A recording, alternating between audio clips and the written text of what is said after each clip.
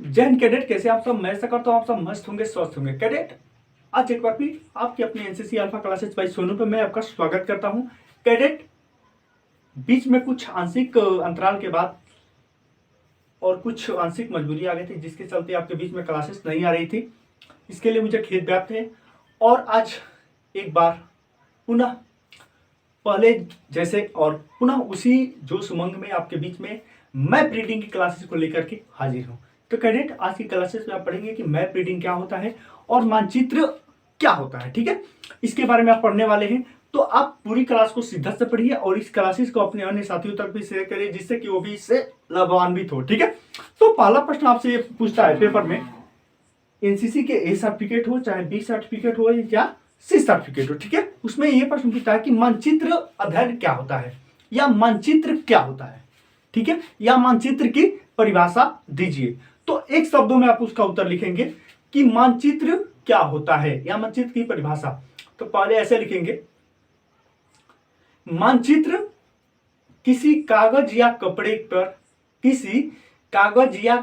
पर किसी धरातल की आकृति को या किसी भूमि की आकृति को एक निश्चित मापक द्वारा हम दर्शाते हैं, वो क्या होता है, आपका मानचित्र हो गया। फिर आप कहेंगे सर नहीं समझ में आया, एक बार और सुनिए, एक बार इसको समझिए पहले। किसी भूमि का कोई टुकड़ा है, ठीक है, या कोई वस्तु है जो भूमि पर स्थित है, उसको हम क्या कर रहे हैं, किसी एक प्रतीक चिन्ह द्वारा, किसी चिन्ह द्वारा कागज या कपड़े पर एक निश्चित मापक द्वारा, एक उसका मतलब एक एक्यूरेट एरिया है कि इतना है, ये चारों तरफ से मतलब जो भी है इसकी कुछ बनावट इस प्रकार से है, तो मतलब एक्यूरेट है कि इतना में है, तो उसको हम क्या करते हैं, दर्शा देते हैं। तो वही क्या होता है, आपका मानचित्र होता है। ठीक है, तो इसको आप एक शब्दों में उत्तर लिखेंगे ऐसे। पहले पेपर में आपसे पूछेगा मानचित्र की परिभाषा दीजिए। मानचित्र की परिभाषा दीजिए। 3 अंकों में आपसे पूछता है कि मानचित्र की परिभाषा दीजिए। तो आप क्या देंगे परिभाषा, कि किसी धरातलीय आकृति को, किसी धरातलीय आकृति को किसी कागज या कपड़े पर एक निश्चित मापक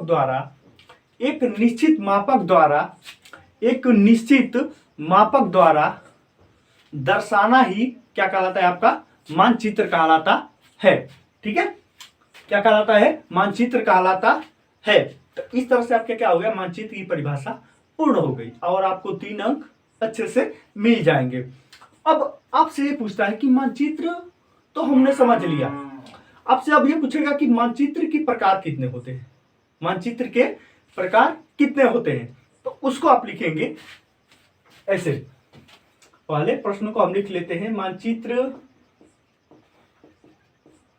के प्रकार बताइए या लिखिए। ठीक है, ये भी आपसे 3 अंकों में पूछा कि मानचित्र के प्रकार बताइए। मानचित्र के कितने प्रकार के होते हैं, तो सबसे पहले आप समझिए, मानचित्र मुख्यतः 2 भागों में वर्गीकरण है। कितने भागों में, 2 भागों में। ठीक है, किस किस भागों में, पहला स्केल के आधार पे और दूसरा आपका उद्देश्य के आधार पे। ठीक है, किस किस आधार पे, एक स्केल के आधार पे और दूसरा उद्देश्य के आधार पे। ठीक है, तो मानचित्र को हम कितने भागों में बांट सकते हैं, मानचित्र को हम 2 भागों में बांट सकते हैं, एक स्केल के आधार पे और दूसरा उद्देश्य के आधार पे। ठीक है, पहला आपका यहां से लिखेंगे उत्तर लिखिए आप। मानचित्र को मुख्यतः 2 भागों में बांटते हैं। मानचित्र को मुख्यतः 2 भागों में बांटते हैं। पहला स्केल के आधार पे, दूसरा उद्देश्य के आधार पे। हो गया। अब लिखिए इसमें, या बस इसको समझ लीजिए। ठीक है, कि स्केल के आधार पे कौन कौन से मानचित्र होते हैं और उद्देश्य के आधार पे कौन कौन से मानचित्र होते हैं। ठीक है, उसको आप समझ लीजिए। तो स्केल के आधार पर क्या कौन कौन से मानचित्र होते हैं, एक होता है छोटी स्केल मैप, दूसरा होता है मध्यम स्केल मैप, तीसरा होता है बड़ी स्केल मैप। ये किसके आधार पे होते हैं? स्केल के आधार पे होते हैं, ठीक है। और दूसरी बात इसमें समझ लीजिए कि उद्देश्य के आधार पर कितने मानचित्र होते हैं। तो उद्देश्य के आधार पर होता है आपका धरातलीय संबंधित मैप, इसमें सेना और रेलवे मैप आ जाता है, ठीक है। धरातलीय संबंधित मैप में क्या क्या क्या आता है आपका? सेना या सैनिक मानचित्र आ जाता है और आपका रेलवे मैप आ जाता है। उसके बाद से है एटलस मैप, इसमें देश और विश्व के जो मानचित्र होते हैं इसमें आ जाते हैं। किसमें? एटलस मैप में आते हैं, ठीक है। उसके बाद से गाइड मैप, उसके बाद से गाइड मैप हम किसके आधार पे ये बता रहे हैं? आपको उद्देश्य के आधार पे बता रहे हैं, ये जो मानचित्र आपको मैं बता रहा हूँ, ठीक है। उसके बाद से आता है आपका रिलीफ मैप। इतना आपसे पूछता नहीं है, लेकिन मैं आपको बता रहा हूँ जिससे कि कहीं अगर दे या कोई प्रश्न आ जाता है आप अभी चिंतित मत हो जाए, आप बहुत चौके मत रह जाए कि आखिर ये क्या आ गया। उसके बाद रोड मैप, रूपरेखा map, photo map, railway map आदि, ठीक है। ये होता है आपका उद्देश्य के आधार पे। अब अगला क्वेश्चन आपसे ये पूछता है कि मापक क्या होता है? मापक क्या होता है? मापक क्या होता है? या इससे पहले आप ये भी जान ले कि एक मानचित्र की सीमा क्या क्या होती है। एक मानचित्र में हम क्या क्या नहीं कर सकते हैं, एक मानचित्र की सीमा क्या होती है। ऐसे तीसरा प्रश्न आपसे ये पूछ ले, मानचित्र की सीमा क्या होती है? मानचित्र की सीमाएं क्या होती है, ठीक है। मानचित्र की सीमाएं क्या होती है? 5 अंकों में आपसे प्रश्न पूछता है और यह प्रश्न एनसीसी के 2021 एग्जाम में पूछा गया क्वेश्चन है। कब? एनसीसी के सी एग्जाम में पूछा गया क्वेश्चन है कि मानचित्र की सीमाएं क्या होती है। एक मानचित्र की सीमाएं क्या होती है? तो इसमें आप लिखिए पहला प्रश्न, कोई भी मानचित्र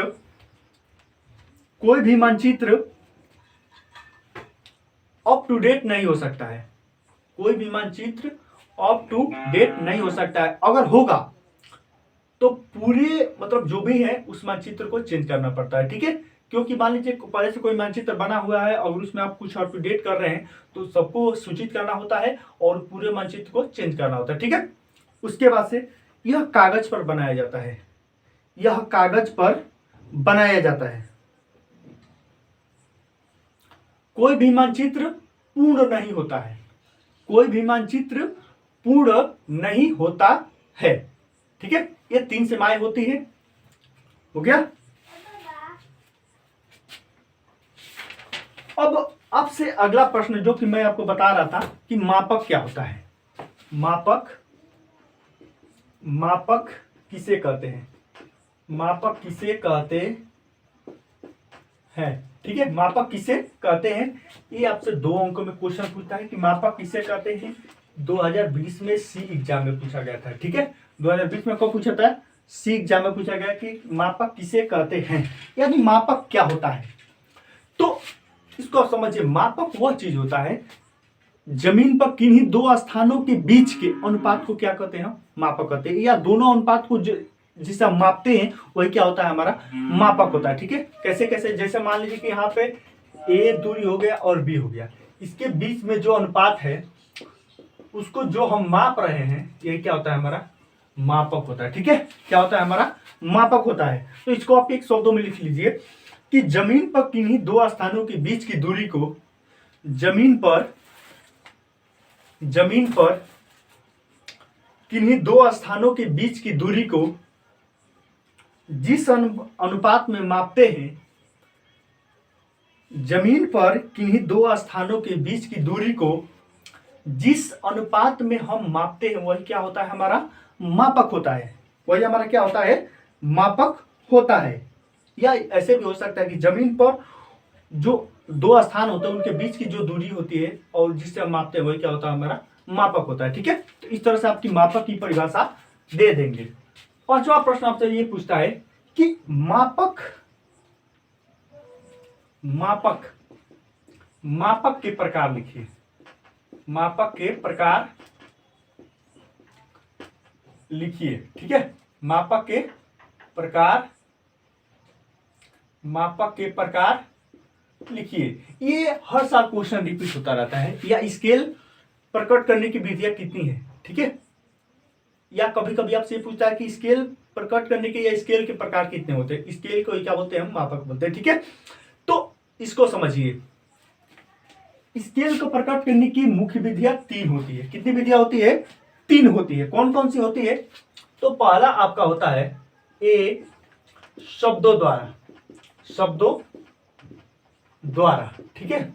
उसके बाद से बी, संख्यात्मक मान द्वारा, संख्यात्मक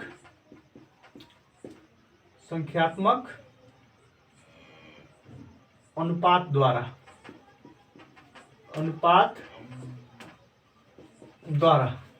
सी क्या होता है आपका? रेखाखंड विभाजन द्वारा, ठीक है। ये क्या होता है आपका? स्केल प्रकट करने की मुख्य विधियां हैं, ठीक है, या मापक के प्रकार है। तो इस तरह से आपका ये क्वेश्चन कंप्लीट होता है। उसके बाद से आता है कुछ महत्वपूर्ण इसमें आते हैं जिसके ऊपर हम आपको बता रहे हैं, ठीक है। जैसे कभी कभी आपसे ये पूछ लेता है कि डिफाइल क्या होता है, डिफाइल क्या होता है। ये आपसे संक्षिप्त इसमें परिभाषा के तौर पर पूछता है कि डिफाइल क्या होता है, ठीक है। तो डिफाइल क्या होता है? यह जब कोई सेना किसी संकरी रास्ते से होकर गुजरती है ना, तो जो उसकी लाइन बनती है वह क्या होता है? उसका डिफाइल होता है। क्या होता है? जब कोई सेना या कोई रिक्रूट किसी तंग रास्ते से होकर के गुजरता है, वह क्या होता है? उसका डिफाइल होता है, ठीक है। क्या होता है उसका? वो डिफाइल होता है। कैसे? इसको आप पहले प्रश्न को लिखिए, ठीक है, उसके बाद आप समझेंगे। डिफाइल किसे कहते हैं? डिफाइल किसे कहते हैं, ठीक है। डिफाइल किसे कहते हैं? तो किसी चौड़े मार्ग के तंग भाग को, जैसे मान लो कोई चौड़ा भाग है, लेकिन उसमें क्या हो, जब वहां पर कोई संकरे रास्ते से होकर सेना गुजरे तो क्या होता है? उसका डिफाइल होता है, ठीक है। किसी मार्ग के तंग भाग को, तंग यानी मतलब जहां पर संकरा है, थोड़ा सा जहां पर कठिन है, जहां पर ज्यादा वो स्पेस नहीं है, उस भाग को हम क्या बोलते हैं? डिफाइल बोलते हैं, ठीक है। उसके बाद से 7वां नंबर क्वेश्चन, इसको आप समझे कि नहीं? डिफाइल किसको बोलते हैं? डिफाइल किसी मार्ग के तंग भाग को, तंग भाग मतलब जो थोड़ा सरकरा, उस भाग को हम क्या बोलते हैं? डिफाइल बोलते हैं, ठीक है। उसके बाद से ड्यून किसे कहते हैं? ड्यून किसे कहते हैं, ठीक है। ये भी क्वेश्चन हर साल रिपीट होता रहता है कि ड्यून किसे कहते हैं या ड्यून क्या होता है। तो समझिए, जैसे आप आम दिनों में अपने गांव में या कहीं भी गंगे के किनारे या गंगा के नदी के किनारे जाते होंगे, तो वहां पर आपने देखा होगा कि जो बालू की रेत होती है वो हवा के झोंकों से कभी कभी इकट्ठी हो जाती है, एक स्थान पर कहीं ऊंच कहीं नीच, मतलब क्या होता है? थोड़ा थोड़ा इकट्ठा हो जाता है। तो जो हवा के झोंकों से जो एक टीला टाइप का होता है ना, उसी को हम क्या बोलते हैं? ड्यून बोलते हैं। क्या बोलते हैं उसको? ड्यून बोलते हैं। यानी हवा के झोंकों से जो एक रेत का टीला बना होता है उसको हम क्या बोलते हैं? ड्यून कहते हैं, ठीक है। वो मतलब हवा बहेगा तो जैसे क्या रेत इकट्ठा हुआ है, लेकिन फिर हवा बहेगा तो वहां से कहीं उठ के दूसरे जगह पे चला जाता है, तो क्या होता है? वो ड्यून होता है, ठीक है। यानी रेत के कण जो हवा के माध्यम से उड़कर एक टीले के रूप में आ जाते हैं, वह क्या होता है? आपका ड्यून कहलाता है, ठीक है। या हवा के झोंकों से बना रेत का टीला ही क्या कहलाता है? आपका ड्यून कहलाता है, ठीक है। उसके बाद से अगला क्वेश्चन 8 नंबर, कंटूर किसे कहते हैं? कंटूर किसे कहते हैं? तो समझिए कंटूर क्या होता है। कंटूर मानचित्र पर भूरे रंग की वह रेखा होती है जो समुद्र तल के क्या होती है? बराबर होती है, ठीक है। मानचित्र पर जो वह भूरे रंग की एक रेखा होती है जो क्या होती है? समुद्र तल के बराबर होती है, वह क्या कहलाती है? आपकी कंटूर कहलाती है। इसकी परिभाषा आप लिखिए कि मानचित्र पर वह भूरे रंग की रेखा, मानचित्र पर वह भूरे रंग की रेखा जो समुद्र तल के बराबर होती है वह क्या कहलाती है? आपकी कंटूर कहलाती है। ठीक है, क्या कहलाती है? वह कंटूर कहलाती है। मैं जो भी आपको क्वेश्चन लिखवा रहा हूं ये परीक्षा की दृष्टि से अति महत्वपूर्ण है और ये पीछे की परीक्षाओं में भी पूछे गए हैं और इस आधार पर मैं नहीं पढ़ा हूं कि पीछे पूछे गए, ऐसा नहीं, क्योंकि ये क्वेश्चन हर साल रिपीट होते रहते हैं। एनसीसी का सब्जेक्ट ही ऐसा है। ठीक है, उसके बाद से अगला क्वेश्चन, पहाड़ी या पहाड़, पहाड़ी की परिभाषा दीजिए। पहाड़ी की परिभाषा दीजिए। पहाड़ी की परिभाषा दीजिए। थोड़ी लिखावट मेरी भद्दी है, फिर भी आप उसको नहीं देखना है, उसको आप कंटेंट को देखना है। ठीक है, कि मतलब आपको मैं पढ़ा के आ रहा हूं। ठीक है, तो पहाड़ी की परिभाषा क्या होती है? तो यह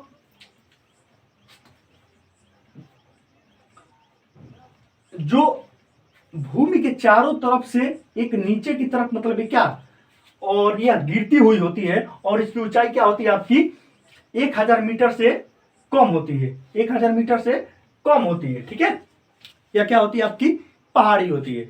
भूमि पर मतलब जो चारों तरफ से गिरती हुई आती है, क्या ऐसे इस तरफ से गिरती हुई आती है और इसकी ऊंचाई क्या होती है? 1000 मीटर से ज्यादा होती है, या क्या कहलाती है? आपकी पहाड़ी कहलाती है। ठीक है, उसके बाद से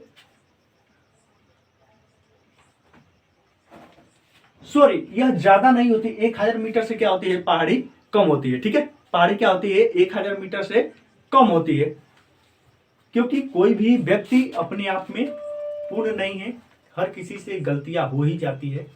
ठीक है, तो आप उसको ज्यादा ना ले, मतलब वह भूमि पर मतलब कोई चीज है जिसकी ऊंचाई क्या होती है? 1000 मीटर से ज्यादा होती है, भूमि पर ऐसी गिरती हुई होती है, वह क्या कहलाती है? आपकी पहाड़ी कहलाती है। ठीक है, उसके बाद से 10th नंबर, पर्वत। पर्वत किसे कहते हैं? पर्वत किसे कहते हैं? पर्वत किसे कहते हैं? तो यह क्या होता है? भूमि पर वह उच्च भूभाग, भूमि पर कोई वह उच्च भूभाग होता है जिसकी ऊंचाई क्या होती है? 1000 मीटर से ज्यादा होती है, यह क्या कहलाता है? आपका पर्वत कहलाता है। यानी जिसकी ऊंचाई 1000 मीटर से ज्यादा होती है वह पर्वत कहलाता है, और जिसकी 1000 मीटर से कम होती है वह क्या कहलाता है? आपका पहाड़ी कहलाता है। क्या कहलाता है? पहाड़ी कहलाता है। ठीक है, तो इस तरह से इसकी परिभाषा आप लिख सकते हैं। ठीक है, उसके बाद से 11th नंबर क्वेश्चन है आपका, एक ही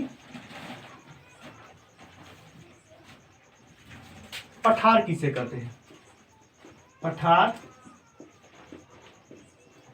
किसे कहते हैं? ये क्वेश्चन कैसे आते हैं? जैसे आपको दे देगा कि संक्षिप्त टिप्पणी लिखिए, इसकी परिभाषा दीजिए। ठीक है, तो उसमें आपको दे देता है कि कंटूर, पहाड़ी, पर्वत, पठार, इसको आपको परिभाषा लिखनी पड़ती है। ठीक है, तो समझिए कि पठार किसे कहते हैं। तो पठार वह भूमि होती है जो कि जमीन पर किसी, जैसे मान लीजिए वहां से आ रही है और ये क्या होती है? भूमि पर, भूमि के समतुल्य इसकी मिलान होता है। जैसे मान लीजिए यहाँ से ये ऐसे है, लेकिन आते आते ये क्या होता है? भूमि में की तरफ ये मिल जाता है, ये क्या होता है? आपका पठार होता है। ठीक है, यह क्या होता है? आपका पठार होता है। मतलब वह समतल भाग होता है, मतलब किसी समतल भाग वह होता है जो कि क्या होता है? भूमि पर आते आते मिल जाता है, वह क्या होता है? आपका पठार होता है। ठीक है, उसकी मतलब जो ऊंचाई होती है धीरे धीरे आते आते ये क्या होता है? भूमि पर मिल जाता है, यह क्या कहलाता है? आपका पठार कहलाता है। ठीक है, उसके बाद से 12th नंबर आपका क्वेश्चन,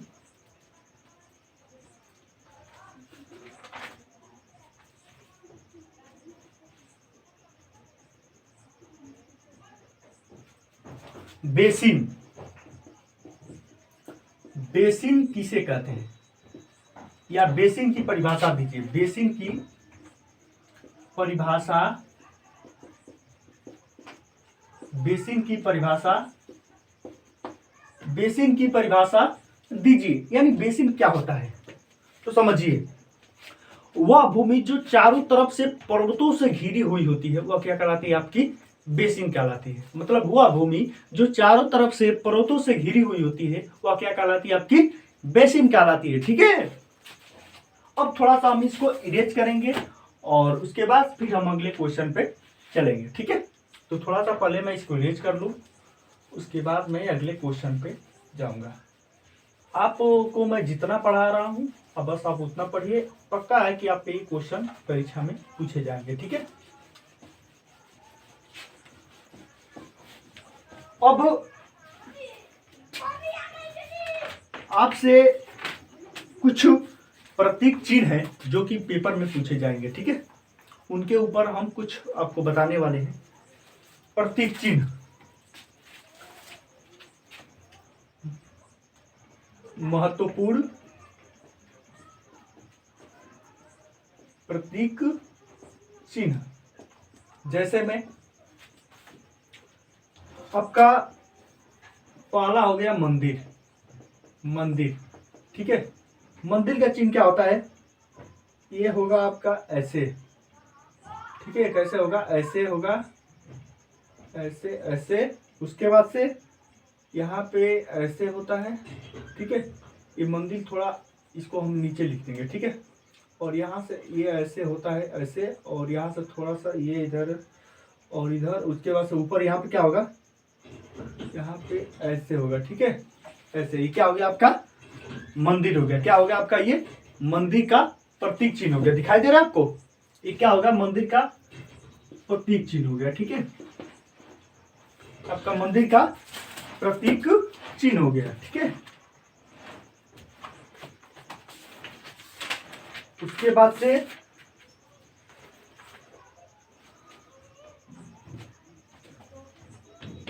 यहाँ, ठीक है। उसके बाद से मस्जिद, यहाँ पे क्या होगी आपकी मस्जिद, ये होगी आपकी ऐसे। थोड़ा मैं ड्राइंग बनाने में मेरे को ज़्यादा दिक्कत होती है, तो इसको आप करके क्या लेंगे, कुछ मैं महत्वपूर्ण मतलब जो प्रतीक चिन्ह होते हैं उनका बस नाम लिखवा दे रहा हूँ, ठीक है। आप उसको क्या करेंगे, थोड़ा अपनी बुक में उसको देख लेंगे, ठीक है। मतलब जो महत्वपूर्ण है बस मैं उसका नाम लिख दे रहा हूँ कि इसको आप थोड़ा अपनी बुक में देख लेंगे। तो क्या क्या है महत्वपूर्ण में, पहला, दूसरा, पहला ये हो गया। दूसरा आपका हो जाएगा मस्जिद, मस्जिद, ठीक है।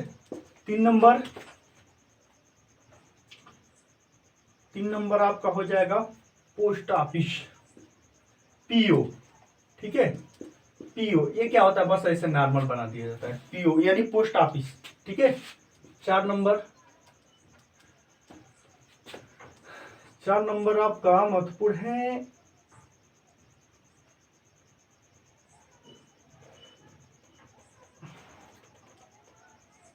रेलवे ट्रैक, रेलवे ट्रैक, ठीक है, रेलवे ट्रैक।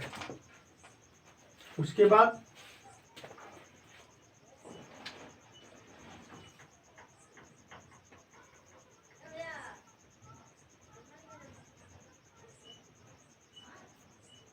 रेलवे पुल, रेलवे पुल।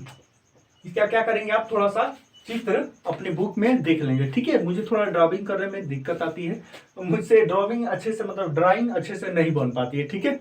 तो इसके लिए मैं आपसे क्षमा चाहता हूँ। बस इसको क्या करेंगे आप, मतलब अपनी बुक पे देख लेंगे और उसको अच्छे से आप सीख लेंगे कि मेरे को बनाना किस चीज़ का, ठीक है।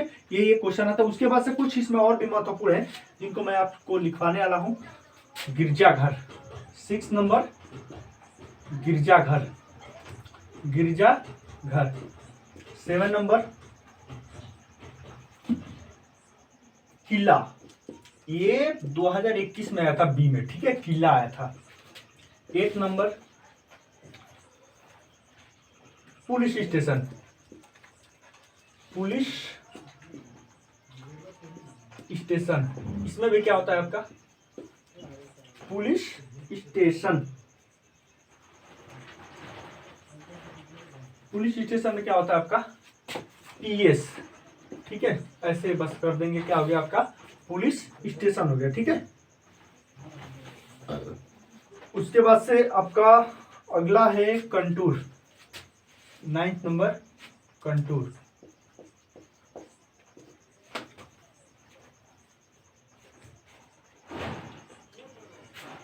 और है कुछ, ये क्या हो गया आपके नॉर्मल थे, ठीक है। उसके बाद से कुछ सैन्य गतिविधियों से आते हैं, कन्वेंशनल साइन, जो जिसका कि आपको चिन्ह बनाना होता है, उसमें कुछ महत्वपूर्ण है जिनको कि बनाने में आसानी होती है। तो क्या है पहला, इसमें देखिए सैन्य गतिविधियों में क्या है पहला, इसको देखिए सैन्य गतिविधियों में पहला क्या है आपका सेक्शन। सेक्शन सेक्शन में क्या होता है, सेक्शन में बस आपका होता है एक छोटा सा बिंदु, ऐसे ये क्या हो गया, एक बिंदु सेक्शन को दर्शाता है। एक बिंदु किसको दर्शाता है, सेक्शन को दर्शाता है। ठीक है, आपको दिख रहा है ना, एक बिंदु किसको दर्शाता है, सेक्शन को दर्शाता है। ठीक है, उसके बाद से दूसरा बटालियन। बटालियन बटालियन किसको दर्शाता है,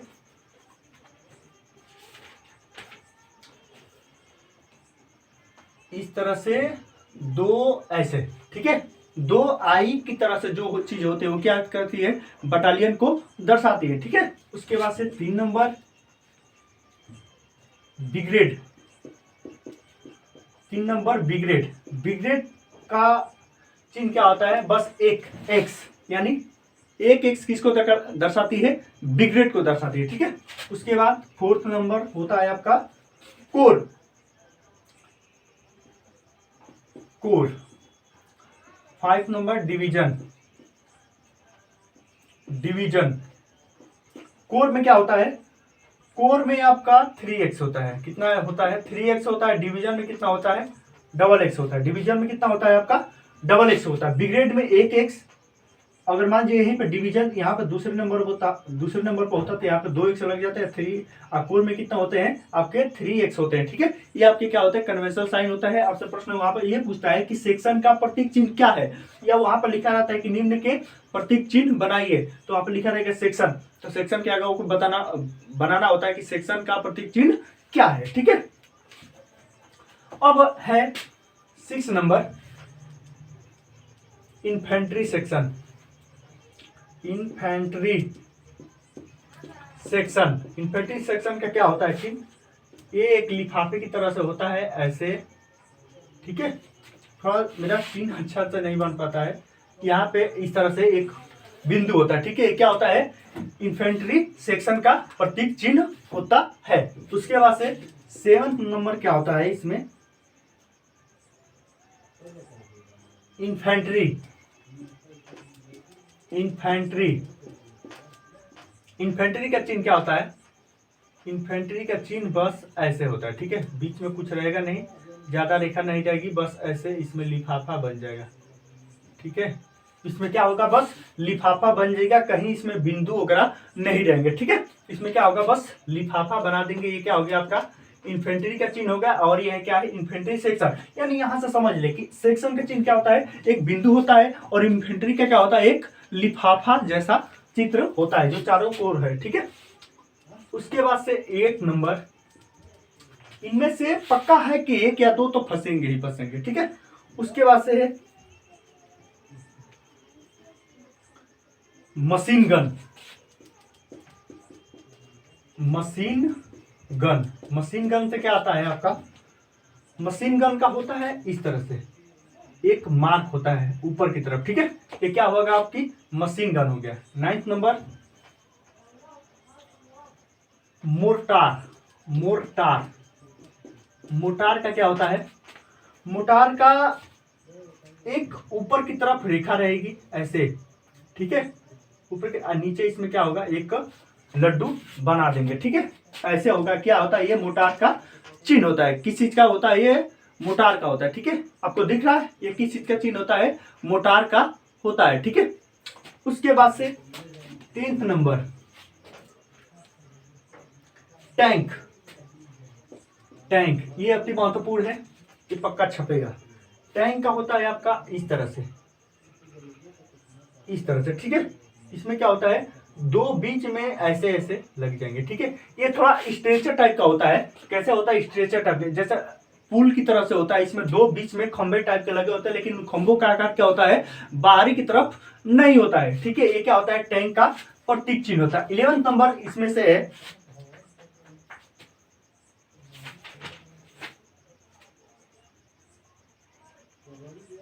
कब्र। कब्र, सॉरी, ये जो कब्र है इसमें से छूट गया था, ये मेरे को अभी याद है, ये कब्र का चिन्ह होता है। कब्र का चिन्ह क्या होगा, इस तरह से कब्र का चिन्ह ऐसे ऐसे, ठीक है, और यहाँ पे ऐसे, ठीक है। ये क्या होता है आपका कब्र का चिन्ह होता है, ठीक है। ये छूट गया था मेरे से, ठीक है। ऐसे ऐसे बन जाएगा नीचे से, उसके ऊपर से ऐसे, थोड़ा मेरा ड्राइंग अच्छा नहीं है बट ऐसे ही होगा, ठीक है।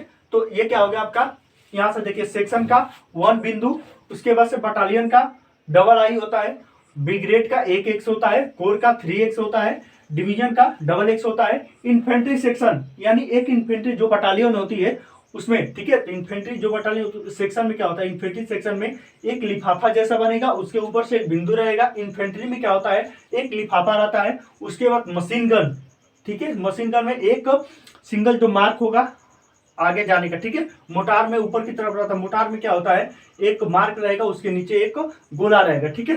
टैंक टैंक का क्या होता है, डबल आई जाएगी, उसके बीच में ऐसे ऐसे रहेंगे, ठीक है। तो कब्र का यहाँ पे, कब्र का मैं यहाँ पे दिया हूँ, ठीक है। ये क्या है, कब्र का है, ठीक है। ये गोला नहीं देना आपको, बस ऐसे देना है, ऐसे ऐसे ऐसे, ठीक है। मतलब कुछ ये नाक की आकार के बनता है, ठीक है। तो ये हुआ आपका कुछ महत्वपूर्ण कन्वेंशनल साइन, ठीक है, जिसको कि आपको याद रखना है, ठीक है। तो थोड़ा मैं इसको अब इरेज करूंगा और उसके बाद कुछ आपको और बताने वाला।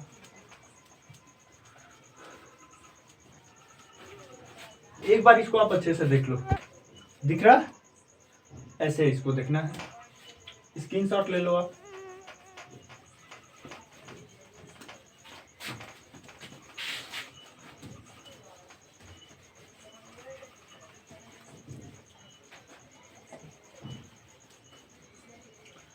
हम सब भारतीय हैं, हम सब भारतीय हैं। अब है चिन्ह कच्चा तालाब, सॉरी यहाँ पे कच्चा तालाब, कच्चा तालाब। इसका चिन्ह कुछ दिल की आकार का होता है। कैसा होता है, दिल की आकार का होता है। मेरे को बनाने नहीं आ रहा है, ऐसे ऐसे इस प्रकार से होता है। ये क्या होता है आपका कच्चा तालाब होता है, ठीक है। उसके बाद से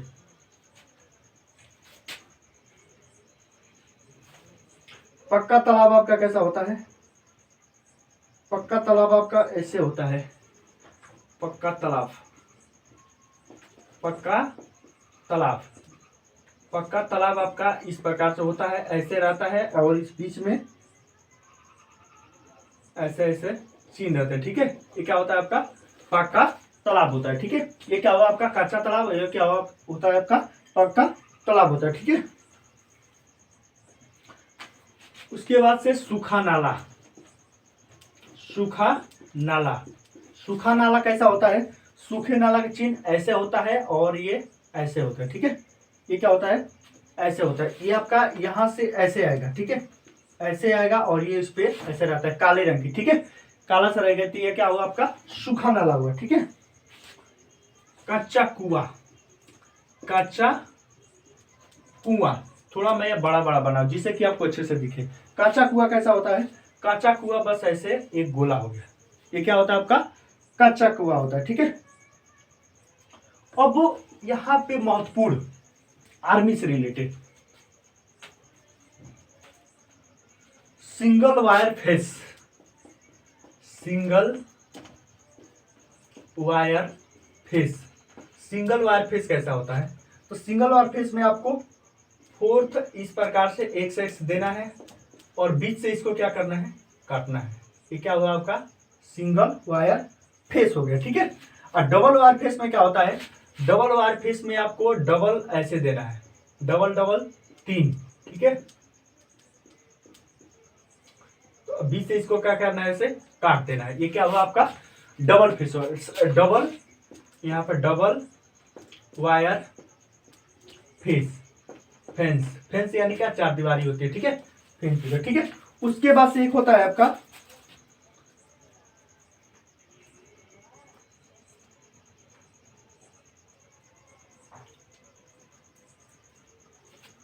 कंसर्वेटिव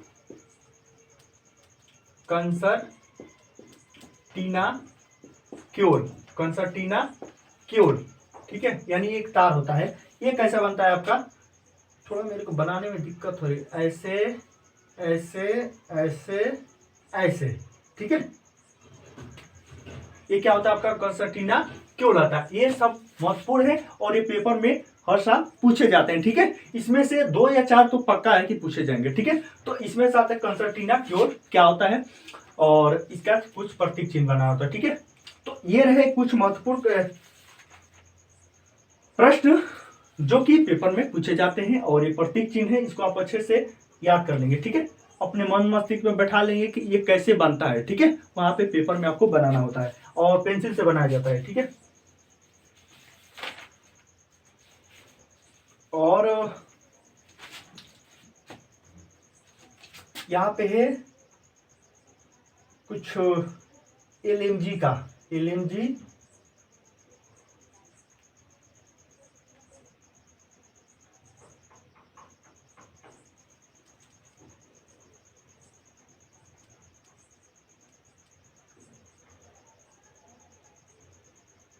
इससे कुछ नॉर्मल से आते हैं ऐसे, एलएमजी इस तरह से ऐसे करके और फिर आपके आ जाएंगे बीच से ऐसे कर लेंगे, ठीक है। क्या हो जाएगा आपका एलएमजी, ये आपका हो गया एलएमजी के चिप, ठीक है। तो ये सब हुए कुछ महत्वपूर्ण। उसके बाद से थोड़ा सा हम इसको इरेज कर ले और अगले प्रश्न पे हम चर्चा करेंगे।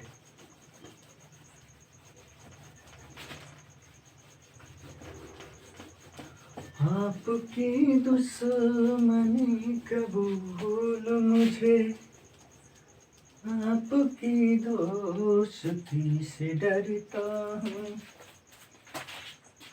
दिशाएं, महत्वपूर्ण प्रश्न, दिशाएं कौन कौन सी हैं, दिशाएं कौन कौन सी हैं। प्रश्न कि दिशाएं कौन कौन सी है, ये हर साल क्वेश्चन पूछता है कि कन्वेंशनल साइन के प्रकार कितने होते हैं, ठीक है। दिशाएं कौन कौन सी होती हैं, तो पहला दिशाएं होती है आपकी पूर्व, बी पश्चिम, बी पश्चिम, उसके बाद से सी उत्तर, डी दक्षिण, डी क्या होगा आपका दक्षिण होगा, ठीक है। अब थोड़ा सा देख लीजिए कि ये जो दिशाएं होती है कितने कितने डिग्री पे होती है। दूसरा क्वेश्चन आपसे कभी कभी आ जाता है कि कुछ कुछ ऐसे दिशाएं हैं जो कितने कितने डिग्री पे होती है, ठीक है। तो ये जो पूर्व दिशा होती है, पूर्व दिशा 90 डिग्री पे होती है। कितनी डिग्री पे होती है, 90 डिग्री पे होती है। और ये जो पश्चिम दिशा है, पश्चिम दिशा 270 पे होती है और उत्तर दिशा 0 डिग्री पे होती है और दक्षिण दिशा 180 पे होती है, ठीक है, 180 पे होती है। तो ये कुछ है, जैसे कभी कभी प्रश्न किया जाता है कि पूर्व दिशा कितने डिग्री पे होती है, तो 90 पे, पश्चिम 270 डिग्री पे और उत्तर दिशा 0 डिग्री पे, दक्षिण दिशा 180 डिग्री पे होती है, ठीक है। अब अगला प्रश्न आता है कि उत्तर दिशा के प्रकार लिखिए, उत्तर दिशा के प्रकार लिखिए या उत्तर के प्रकार लिखिए, ठीक है।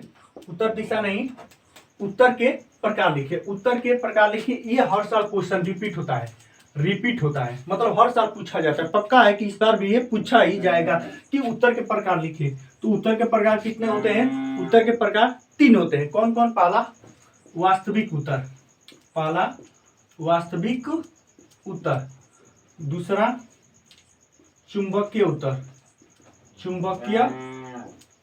चुंबकीय उत्तर, सी ग्रिड उत्तर, ग्रिड उत्तर, ठीक है।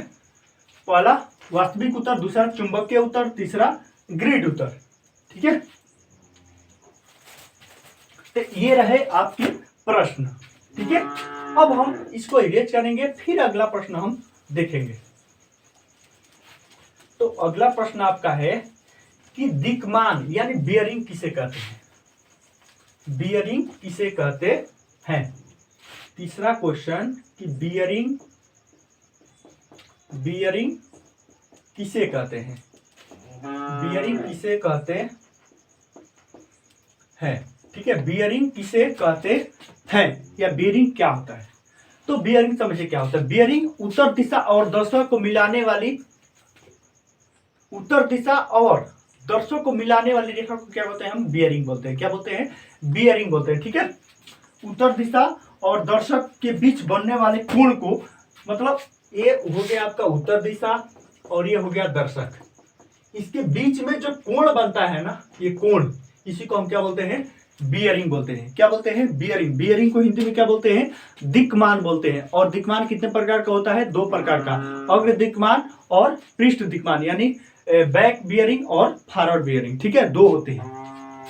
तो ये इसका आप उत्तर लिखिए कि उत्तर दिशा और दक्षिण के बीच बनने वाले कोण को हम क्या बोलते हैं, बियरिंग बोलते हैं। ठीक है, उसके बाद फोर्थ नंबर क्वेश्चन, बियरिंग के प्रकार, बियरिंग के प्रकार लिखिए, बियरिंग के प्रकार,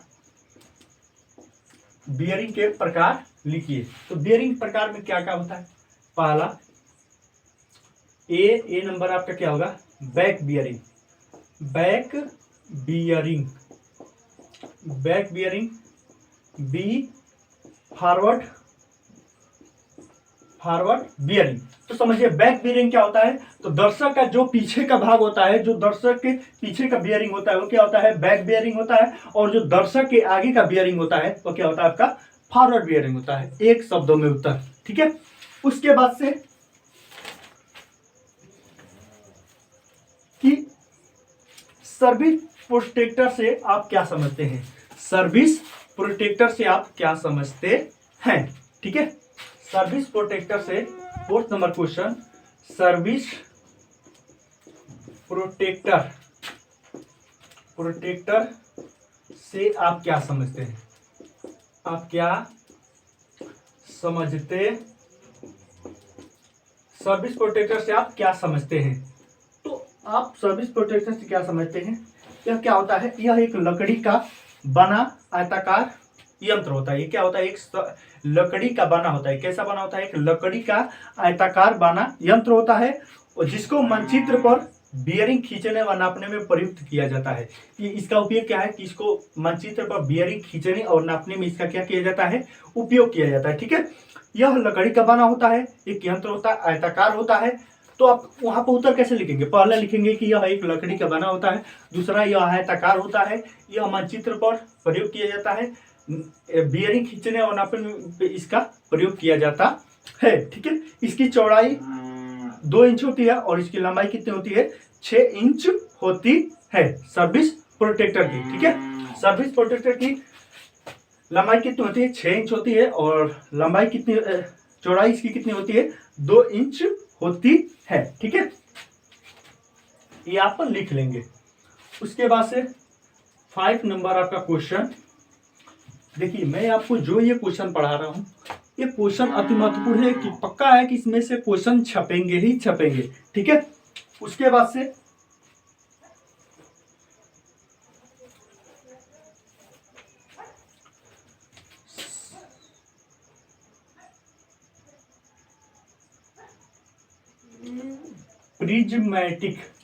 प्रिज्मैटिक कंपास का पूरा नाम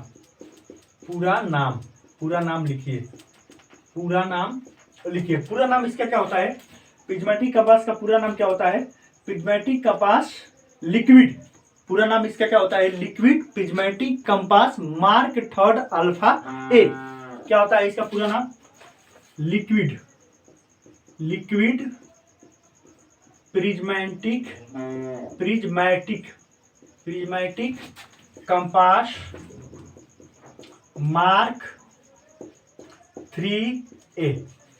इसको ए को क्या बोलते हैं, अल्फा बोलते हैं, इसी को कहते हैं मार्क 3 यानी 3। ठीक है, मार्क 3 ए इसका नाम होता है। ठीक है, उसके बाद से कितने प्रकार का होता है कंपास, दो प्रकार का होता है, ठीक है। कौन कौन? एक सूक्ष्म प्रिज्मेटिक कंपास होता है और एक तरल प्रिज्मेटिक कंपास होता है, ठीक है। उसके बाद से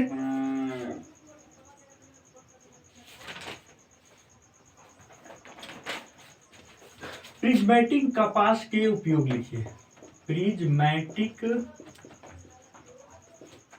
कंपास के उपयोग लिखिए, ठीक है।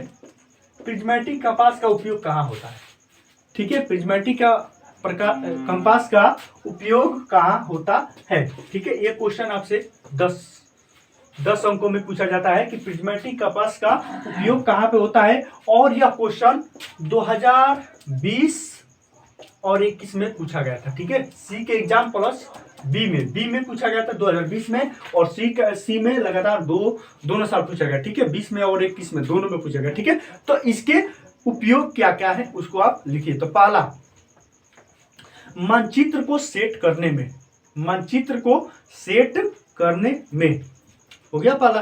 दूसरा, सैनिकों को निश्चित दिशा की ओर कूच करने, कूच का मतलब क्या होता है? चलने में, मतलब क्या कहता है? सैनिकों को एक निश्चित दिशा में ले जाने के लिए इसका उपयोग किया जाता है, मतलब सैनिक इसका उपयोग करते हैं, ठीक है। तीसरा पॉइंट, विभिन्न या अलग अलग स्थानों की बियरिंग ज्ञात करने में, अलग अलग स्थानों की बियरिंग ज्ञात करने में, मानचित्र पर दर्शाए गए स्थानों की, मानचित्र पर दर्शाए गए स्थानों की स्थिति को ज्ञात करने में इसका उपयोग किया जाता है, ठीक है। 4 पॉइंट है, और इसमें कुछ आप लिख सकते हैं। यह चुंबकीय उत्तर दिशा को दर्शाता है। यह किसको दर्शाता है? चुंबकीय उत्तर दिशा को दर्शाता है, ठीक है। हो गया इतना। अब थोड़ा सा हम इसको इरेज करते हैं। क्लासेस काफी लंबी हो गई है, लेकिन मैं ये सोच रहा हूं कि आपको एक ही क्लासेस पूरा खत्म कर दूं, ठीक है।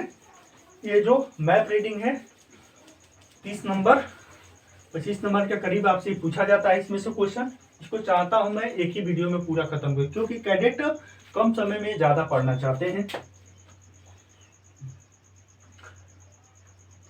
क्वेश्चन, जीपीएस से आप क्या समझते हैं? जीपीएस से आप क्या समझते हैं? जीपीएस से आप क्या समझते हैं? 7 अंकों में क्वेश्चन, और यह 20 में पूछा गया क्वेश्चन है कि जीपीएस से आप क्या समझते हैं? जीपीएस से आप क्या समझते हैं? सबसे पहले जीपीएस का फुल फॉर्म क्या होता है? तो जीपीएस का full form global positioning system होता है। क्या होता है? ग्लोबल पोजिशनिंग सिस्टम होता है, ठीक है। भूआंतरिक स्थिति यंत्र, ठीक है। तो जीपीएस से आप क्या समझते हैं? इसका लिखिए, भौगोलिक स्थिति यंत्र है, मतलब भौगोलिक स्थानों पे आपकी स्थिति को ज्ञात करने का यह क्या है? एक यंत्र होता है। तो यह क्या होता है? यह लोगों और, लिखिए पहला पॉइंट इसमें, यह लोगों और उपकरणों को, उपकरण मतलब कोई वस्तु है, उसकी स्थिति ज्ञात करने में इसका उपयोग किया जाता है, ठीक है। पहला पॉइंट हो गया।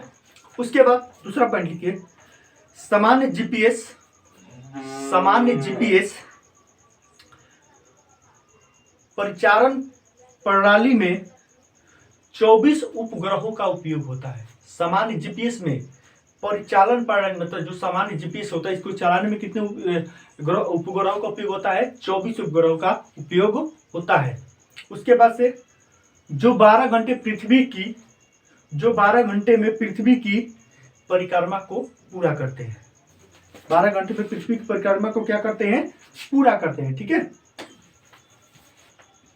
हो गया इतना कि आप जीपीएस से क्या समझते हैं, और इसके कुछ उपयोग भी हैं। क्वेश्चन जैसे कुछ देखे कि इसका उपयोग लिखिए, उपयोग लिखिए, ठीक है। इसके क्या लिखिए? उपयोग लिखिए, मतलब जीपीएस का उपयोग आप कहां कहां करते हैं वो लिखिए। तो इसमें भी आप लिख लीजिए एक पॉइंट, नॉलेज थोड़े से समय में लीजिए और अच्छा लीजिए, ठीक है। पहला पॉइंट इसमें लिखिए, यह रक्षा विमानों, यह जैसे रक्षा विमानों यानी क्या? मतलब जो सैन्य संबंधित जो यंत्र, जो जहाज होते हैं, जो वायुयान होते हैं, उनमें इसका क्या किया जाता है? इसका उपयोग किया जाता है, ठीक है। हो गया। यह आम नागरिक, यह आम नागरिक वाहन वाहन और अर्धसैनिक बलों के वाहन द्वारा मार्ग ढूंढने में इसका प्रयोग किया जाता है। जीपीएस का उपयोग कहाँ किया जाता है, मतलब ये जो वाहन होते हैं इनसे मार्ग को ढूंढने में इसका क्या किया जाता है, उपयोग किया जाता है। ठीक है, जीपीएस, तीसरा पॉइंट, जीपीएस युद्ध के मैदान, आतंकवाद ग्रस्त क्षेत्रों में सुरक्षा बलों के द्वारा उपयोग किया जाता है। हो गया। यह पैदल यात्रियों, चौथा पॉइंट, यह पैदल यात्रियों व मछुआरों के द्वारा भी रास्ता ढूंढने में उपयोग किया जाता है। यह पैदल यात्रियों व मछुआरों के द्वारा भी रास्ता ढूंढने में उपयोग किया जाता है। क्लासेस ज़्यादा लंबी हो चुकी है और मैं भी थक चुका हूँ ज़्यादा देर से बोलते बोलते।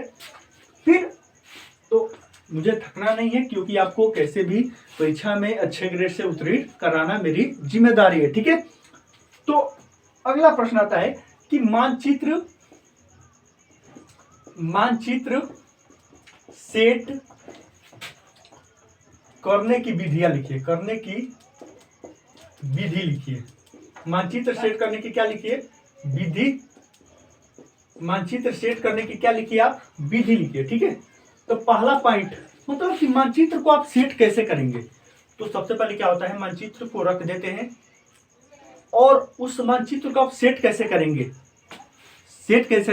ये आपसे परीक्षा में प्रश्न पूछता है। ठीक है, तो मानचित्र को सेट कैसे करेंगे आप, तो मानचित्र पर अपनी स्थिति की जानकारी द्वारा। पहला पॉइंट, मानचित्र पर अपनी स्थिति की जानकारी द्वारा, कि मतलब मानचित्र पर हम है कहाँ, मेरे को जाना कहाँ है, उस प्रकार से ना मैं उस मानचित्र को सेट कर। जैसे मान लीजिए मेरे को अपने घर से बटालियन पर जाना है, तो मैं क्या करूंगा, मानचित्र पर देखूंगा कि हमारी बटालियन कहाँ है, उससे हम क्या करेंगे, अपने मानचित्र को सेट करेंगे। ठीक है, उसके बाद दूसरा पॉइंट, मानचित्र और धरातल की दो आकृतियों के मिलान द्वारा। कैसे करेंगे, जैसे मैंने आपको बता दी कि मेरे को बटालियन पर जाना है घर से, तो मैं क्या करूंगा, बटालियन को देख लूंगा कि मानचित्र पर कहाँ है, उसके बाद से मैं अपने मानचित्र को सेट कर दूंगा। ठीक है, उसके बाद से दूसरा पॉइंट ये करेंगे कि मानचित्र पर और धरातल पे दो चीजों को हम ढूंढेंगे। क्या करेंगे, दो चीजों को हम क्या करेंगे, उस पर ढूंढेंगे कि मानचित्र और धरातल की दो आकृतियों को हम क्या करेंगे, ढूंढेंगे और दोनों को आपस में हम मिलाएंगे। ठीक है, कि मतलब यहाँ से यहाँ मेरे को जाना है।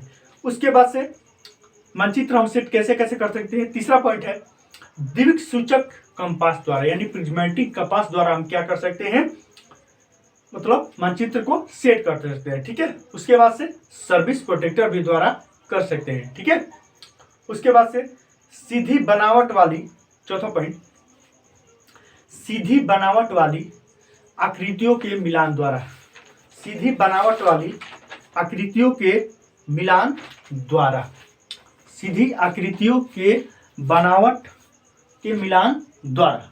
हो गया इतना। इस प्रकार से हम क्या कर सकते हैं, मानचित्र को सेट कर सकते हैं। ठीक है, और उसकी जो स्थिति होगी, जो दर्शक होगा जिसको जहां पे जाना होगा, वो क्या करेगा, अच्छे तरीके से उसको मिलान करेगा कि मेरे को कहां पे जाना है। इस प्रकार से हम क्या कर सकते हैं, मानचित्र को सेट कर सकते हैं। ठीक है, अगला प्रश्न,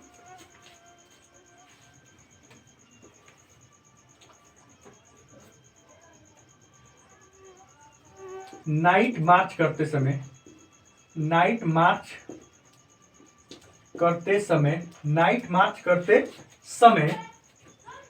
क्या क्या सावधानियां बरतनी चाहिए, क्या क्या सावधानी बरतनी चाहिए, क्या क्या सावधानी बरतनी चाहिए। तो भाई क्या क्या सावधानी बरतनी चाहिए, सबसे पहले नाइट मार्च, यानी इसी को बोलते हैं नेविगेशन, यानी रात्रि की मार्च करते समय। नेविगेशन एक पार्टी होती है जिसमें कि 4 लोग होते हैं। ठीक है, तो उसमें आप समझिए कि नाइट मार्च करते समय क्या क्या सावधानियां बरतनी चाहिए। तो पहला पॉइंट इसमें लिखिए, पहला पॉइंट, जो दूरी होती है, इसमें पहला पॉइंट, दूरी को गज व मीटर में लिखे। मैं इसे देख के क्यों बोल रहा हूं, ऐसे कुछ पॉइंट ऐसे है ना जिसको मतलब थोड़ा सा देख के और कैडेट को अच्छा तरीके से समझा सके। हाँ, ये होता है, ठीक है। कोई भी व्यक्ति अपने में पूर्ण नहीं होता है। मैं आपको एक टीचर के तौर पर नहीं पढ़ता, मैं सोचता है हमारे छोटे भाई हैं, हमारे कुछ बड़े अंग्रेज हैं, जिनको कि मैं सोचता कि मेरे पास मैंने जो सीखा है वो क्या करूँ, अपने दोस्तों को बांट सकूँ, ठीक है। तो आप जो समझ के हमसे पढ़िए। और मैं आपको बता दूं, पीछे की जो 20 सर्टिफिकेट की परीक्षा हुई उसमें हमारे क्लासेस से 90% क्वेश्चन फंसे थे एनो सब्जेक्ट के, ठीक है। तो हो गया, दूरी को गज या मीटर में लिखे। दूसरा पॉइंट, चार्ट बनाते समय एक नेविगेशन चार्ट होगा ना, इस चार्ट पर जैसे मान लीजिए यहाँ पे एक चार्ट होगा, इस पर बनाएंगे कि हाँ हमको पहले यहाँ पे जाना है, उसके बाद यहाँ से फिर मुड़ना है, यहाँ पर मंदिर पड़ेगा, मंदिर से तालाब में, तालाब को पार करेंगे, ऐसे ऐसे करके हमको यहाँ इस पोस्ट पे हमला करना है या वहाँ पे हमको पहुँचना है, ठीक है। तो इस प्रकार से होगा। दूसरा पॉइंट, चार्ट बनाते समय पेंसिल का प्रयोग करें, पेंसिल का प्रयोग करें। तीसरा पॉइंट, चार्ट एक सफेद कागज या कपड़े पर बनाएं, चार्ट एक सफेद कागज या कपड़े पर बनाएं। चौथा पॉइंट, चिन्हों, अंकों व शब्दों को, चिन्हों, अंकों व शब्दों को मोटे अक्षरों में लिखें, चिन्हों, अंकों व शब्दों को मोटे अक्षरों में लिखे। हो गया। पांचवा पॉइंट, चार्ट में, मतलब जो नेविगेशन चार्ट है, चार्ट में शुरू का स्थान और अंतिम का स्थान को बिंदु द्वारा, कैसे, जैसे मतलब जो चार्ट पर स्थान है, जैसे शुरू का स्थान है तो उसको नीचे, और जो अंतिम स्थान है उसको हम क्या करेंगे, बिंदु के द्वारा ऊपर दर्शा देंगे, ठीक है। जैसे मान लीजिए हम यहाँ से शुरू हो रहे हैं तो यहाँ पर बिंदु यानी ये क्या है, स्टार्टिंग पॉइंट, एसपी पॉइंट, और यहाँ पर क्या है, ईपी यानी इंड पॉइंट। तो यहाँ पे इसको हम क्या करेंगे, बिंदु के द्वारा दर्शा देंगे, ठीक है। यानी हमको यहाँ से यहाँ पे पहुंचना है, ठीक है। तो ये होती है आपकी कुछ सावधानियां बरतनी होती है। उसके बाद से होता है कि रात्रि के मार्च में कौन कौन सी आवश्यक चीजें पास लेकर जानी चाहिए, या नेविगेशन पार्टी में, या नेविगेशन मतलब जब हम कर रहे हैं, रात्रि में मार्च कर रहे हैं, तो हमको कौन कौन सी चीजें हमारे पास होनी चाहिए। तो इसका आप उत्तर लिख लीजिए। ये क्वेश्चन, दूसरा क्वेश्चन, नाइट मार्च करते समय, नाइट मार्च करते समय पास में आवश्यक, पास में आवश्यक चीजें, पास में आवश्यक चीजें क्या होनी चाहिए, मतलब आपके पास में क्या क्या चीजें होनी चाहिए। तो उसमें आप लिखिए, पहला ए नंबर लिखिए, चमकीली घड़ी, क्या होनी चाहिए आपके पास, चमकीली घड़ी होनी चाहिए। दूसरा, धुंधली टार्च, धुंधली टार्च, हो गया। तीसरा पॉइंट, सफेद चूना या चाक, सफेद चूना या चाक, जैसे आप कहीं पर लगा दें, इंडिकेशन मार्क लगा दें, हम यहां से ऐसे ऐसे होकर के गए हैं, ठीक है। सफेद कपड़ा, मार्चिंग चार्ट, सेट किया हुआ कंपास, सेट किया हुआ कंपास, दूरी मापने के लिए कंकड़, दूरी मापने के लिए क्या चाहिए आपके पास, कंकड़ होनी चाहिए, ठीक है। ये चीजें आपके पास रात्रि के मार्च करते समय होनी चाहिए, ठीक है। उसके बाद से क्वेश्चन नंबर नेक्स्ट, उत्तर दिशा, उत्तर दिशा ज्ञात करने की विधि, उत्तर दिशा ज्ञात करने की विधि कौन कौन सी है, विधि कौन कौन सी है, कौन कौन सी है, उत्तर दिशा ज्ञात करने की विधि कौन कौन सी है। तो ये पक्का है कि क्वेश्चन हर साल पूछता रहा है, और यह 18 में सी में पूछा गया था और 21 में भी सी में पूछा गया था कि उत्तर दिशा ज्ञात करने की विधि कौन कौन सी है। तो पहला इसमें घड़ी विधि, पहला घड़ी विधि हो गया। दूसरा तारा विधि, दूसरा तारा विधि हो गया। उसके बाद से ईदगाह और मस्जिद विधि, ईदगाह और मस्जिद विधि, ठीक है। मतलब इन इन चीजों से हम क्या कर सकते हैं, उत्तर दिशा को ज्ञात कर सकते हैं। उसके बाद जीपीएस, जीपीएस, फिर कंपास हो गया, सूर्य विधि, सूर्य विधि, कब्रिस्तान, ये जो चीजें हैं कुछ प्रमुख है जिसे कि हम क्या कर सकते हैं, मन, जिससे हम उत्तर दिशा को ज्ञात कर सकते हैं, ठीक है।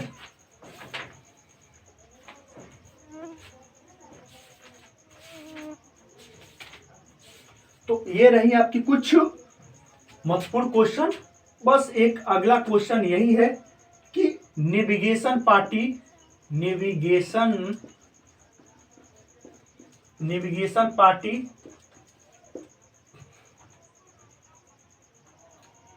की बनावट, नेविगेशन पार्टी की बनावट बताइए या समझाइए। नेविगेशन पार्टी में क्या क्या होता है, नेविगेशन पार्टी में क्या क्या होता है, तो इसको मैं ऊपर लिखूंगा, ठीक है, क्योंकि आपको नीचे दिखेगा नहीं। इस क्वेश्चन को मैं ऊपर लिखूंगा। कैडेट, अगर लंबी क्लास हो रही है तो आपको ये भी सोचना चाहिए कि इस क्लासेस से हम सीधे 30 अंक लेकर जाएंगे, ठीक है, 30 या 25 अंक लेकर जाएंगे, तो थोड़ी क्लास तो बड़ी होगी है। तो क्वेश्चन है नेविगेशन पार्टी, यानी नेविगेशन पार्टी की बनावट लिखिए, नेविगेशन पार्टी की बनावट लिखिए, ठीक है। 7 क्वेश्चन में नेविगेशन पार्टी की क्या लिखिए, बनावट लिखिए, यानी नेविगेशन पार्टी में क्या क्या होता है, कौन कौन से लोग होते हैं, ठीक है। तो सबसे पहले समझिए कि नेविगेशन पार्टी की संरचना 4 चरणों में होती है। कैसे कैसे, पहला ए नंबर, एक गाइड होता है, एक क्या होता है, एक गाइड होता है। बी क्या होता है, एक सहायक गाइड होता है, सहायक गाइड होता है। सी क्या होता है, एक रिकॉर्डर होता है, क्या होता है, एक रिकॉर्डर होता है। डी क्या होता है आपका, 4 नंबर क्या होता है, एक स्काउट होता है, ठीक है, स्काउट, ठीक है। तो यह क्या करता है, जो गाइड होता है, यह जो यहाँ पे आप देख रहे हैं कि जो ये गाइड होता है, यह क्या करता है, एक छड़ी लेता है, एक छड़ी लिए रहता है, और यह छड़ी को क्या करता है, अपने हाथ में लिया रहता है। ये छड़ी कैसी होती है, चमकीली होती है। कैसी होती है छड़ी, चमकीली होती है। कैसी, चमकीली होती है। और इसके हाथ में क्या होता है, कंपास सेट करके रखता है, कंपास सेट करके रखता है। कहाँ पे रखता है भाई, तो हाथ में रखता है। क्या होता है, ये गाइड होता है। आगे आगे चलता है, चमकीली छड़ी लिए रहता है, हाथ में अपना कंपास सेट करके रखता है, ठीक है।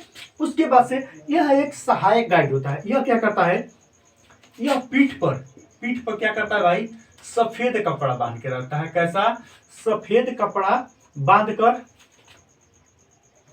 पीठ पर क्या करता है, सफेद कपड़ा बांध लेता है। क्या करता है, सफेद कपड़ा बांध लेता है। उसके बाद से क्या करता है, गड्ढा और नाला की, गाढ़ा और नाला की क्या करता है, गहराई मापता, गहराई। या क्या करता है, पीठ पे एक सफेद कपड़ा बांध लेता है, और गड्ढे और नालों की क्या करता है, गहराई नापने के लिए एक हाथ में डंडा लिया रहता है, एक छड़ी लिया रहता है, ठीक है, नापते हुए आगे बढ़ता है, ठीक है। उसके बाद रिकॉर्डर क्या करता है, तो रिकॉर्डर एक अलग लिया रहता है। रिकॉर्डर क्या रहता है, एक अलग कंपास लिया रहता है। क्या लिया रहता है, कंपास लिया रहता है, अपनी जेब में लिया रहता है। कौन लिया रहता है, रिकॉर्डर लिया रहता है। और अपने जेब में, या अपने जेब में क्या करता है, कंकड़ और पत्थर लिया रहता है। क्या लिया रहता है, कंकड़ और पत्थर लिया रहता है, जिसे क्या करता है, दूरियों को गिनता है कि हम कितनी दूर तक पहुंचे हैं, ठीक है, जिन्हें दूरी मापने में उपयोग किया जाता है, ठीक है, उन कंकड़ों को, ठीक है।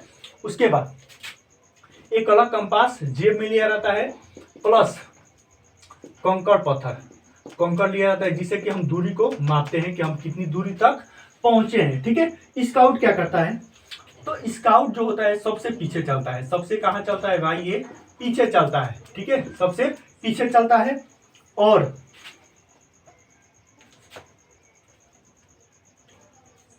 और सबसे पीछे चलता है और यह मार्ग में क्या करता है, मार्ग में किए जाने वाले कार्य को देखता है कि क्या कौन सा व्यक्ति क्या क्या कार्य करते हुए जा रहा है, और इसकी जिम्मेदारी ये भी होती है कि हम पीछे के जो रास्ते हैं उनको हम भूले ना, ठीक है, क्योंकि उधर से आते समय हमको ज्ञात रहे कि हमको किस रास्ते से जाना है, ठीक है।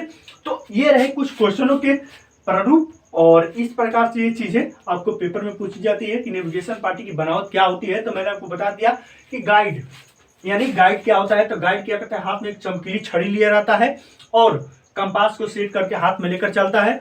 उसके बाद एक सहायक गाइड होता है जो कि अपनी पीठ पर सफेद कपड़ा बांध लेता है, नाले और गड्ढों की गहराई नापने के लिए एक छड़ी लिया रहता है। उसके बाद से रिकॉर्डर क्या करता है, यह एक अपने जेब में अलग कंपास लिया रहता है, कंकड़ और लिया रहता है, जिसे क्यों क्या करता है, दूरियों को गिनता है। उसके बाद से स्काउट सबसे पीछे चलता है और राह में किए जाने वाले कार्यों को देखता है, ठीक है। तो कैडेट ये रहे कुछ महत्वपूर्ण प्रश्न, और एक छोटा सा है दृष्टिगोचरता। दृष्टिगोचरता, दृष्टिगोचरता से आप क्या समझते हैं, क्या समझते, दृष्टिगोचरता से आप क्या समझते हैं, दृष्टिगोचरता, विजिबिलिटी, इसको क्या बोलते हैं हम, विजिबिलिटी, ठीक है। दृष्टिगोचरता क्या होता है, तो देखिए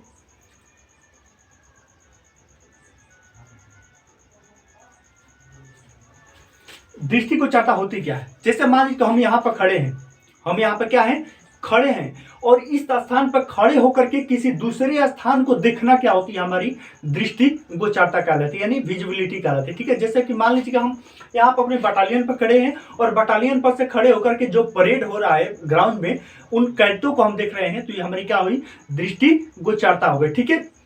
यानी एक शब्दों में आप इसका उत्तर लिखेंगे कि किसी एक स्थान पर खड़े होकर किसी दूसरे स्थान पर देखना है, क्या कहलाता है, आपका विजिबिलिटी कहलाता है, यानी दृष्टिगोचरता कहलाता है, ठीक है।